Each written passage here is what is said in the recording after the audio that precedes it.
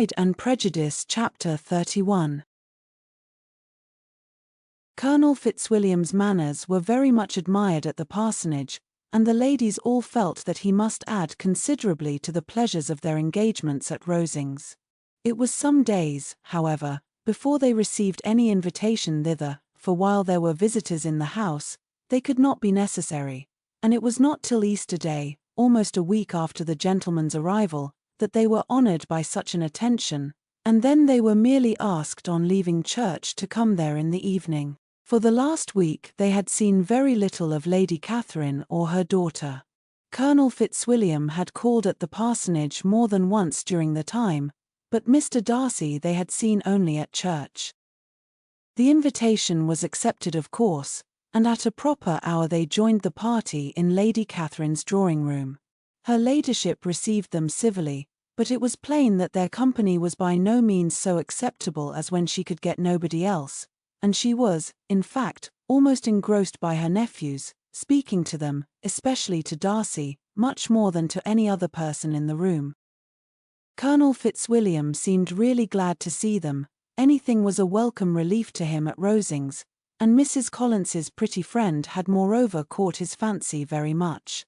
He now seated himself by her, and talked so agreeably of Kent and Hertfordshire, of travelling and staying at home, of new books and music, that Elizabeth had never been half so well entertained in that room before, and they conversed with so much spirit and flow, as to draw the attention of Lady Catherine herself, as well as of Mr. Darcy. His eyes had been soon and repeatedly turned towards them with a look of curiosity, and that her ladyship, after a while, shared the feeling, was more openly acknowledged, for she did not scruple to call out. "What is that you are saying, Fitzwilliam? What is it you are talking of? What are you telling Miss Bennet? Let me hear what it is."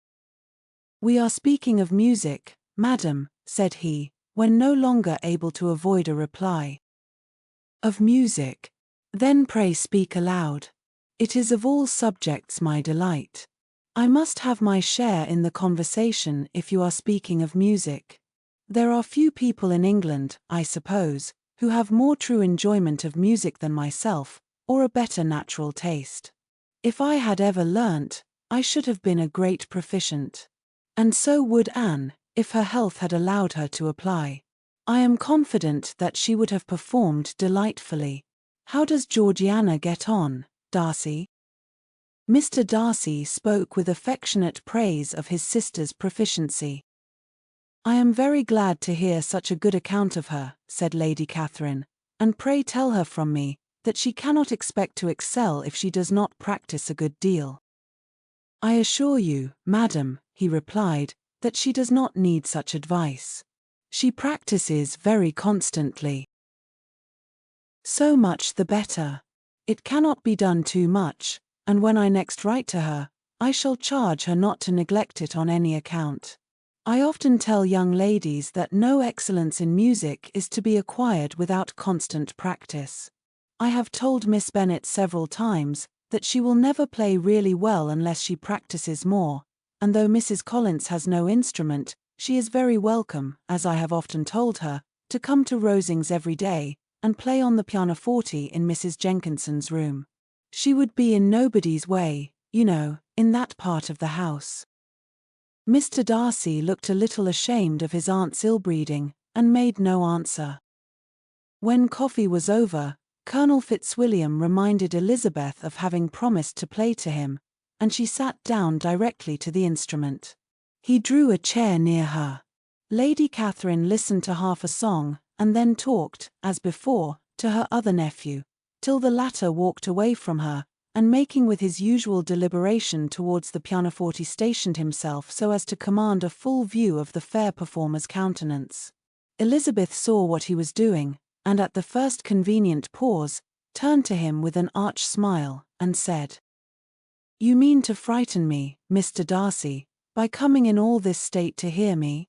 I will not be alarmed though your sister does play so well. There is a stubbornness about me that never can bear to be frightened at the will of others. My courage always rises at every attempt to intimidate me." "I shall not say you are mistaken," he replied, because you could not really believe me to entertain any design of alarming you, and I have had the pleasure of your acquaintance long enough to know that you find great enjoyment in occasionally professing opinions which in fact are not your own." Elizabeth laughed heartily at this picture of herself, and said to Colonel Fitzwilliam, "Your cousin will give you a very pretty notion of me, and teach you not to believe a word I say. I am particularly unlucky in meeting with a person so able to expose my real character, in a part of the world where I had hoped to pass myself off with some degree of credit.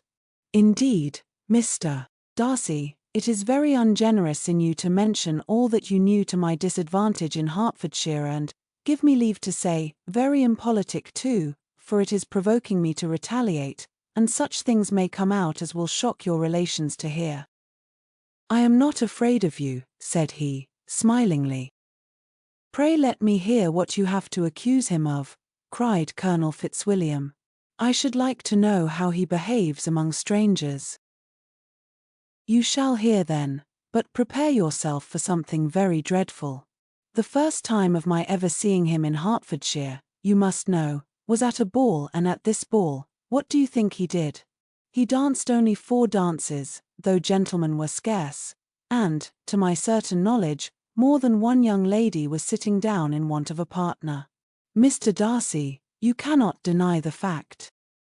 I had not at that time the honor of knowing any lady in the assembly beyond my own party." "True, and nobody can ever be introduced in a ballroom. Well, Colonel Fitzwilliam, what do I play next? My fingers wait your orders." "Perhaps," said Darcy, "I should have judged better, had I sought an introduction, but I am ill qualified to recommend myself to strangers." "Shall we ask your cousin the reason of this?"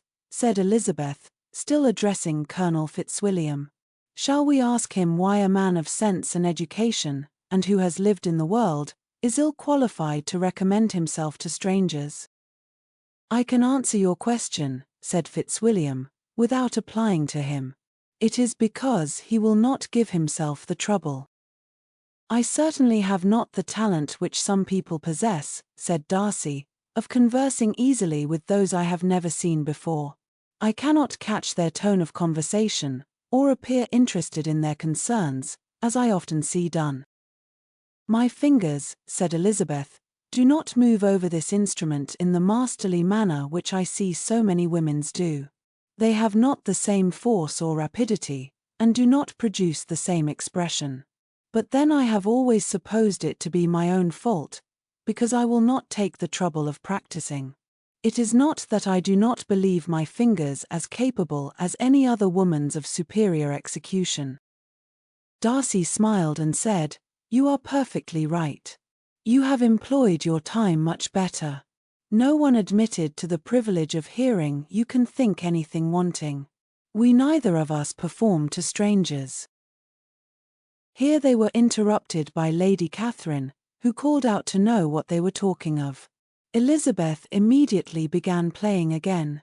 Lady Catherine approached, and, after listening for a few minutes, said to Darcy, "Miss Bennet would not play at all amiss if she practiced more, and could have the advantage of a London master. She has a very good notion of fingering, though her taste is not equal to Anne's, and would have been a delightful performer, had her health allowed her to learn." Elizabeth looked at Darcy to see how cordially he assented to his cousin's praise, but neither at that moment nor at any other could she discern any symptom of love, and from the whole of his behaviour to Mr. Burfe she derived this comfort for Miss Bingley, that he might have been just as likely to marry her, had she been his relation. Lady Catherine continued her remarks on Elizabeth's performance, mixing with them many instructions on execution and taste. Elizabeth received them with all the forbearance of civility, and, at the request of the gentleman, remained at the instrument till her ladyship's carriage was ready to take them all home.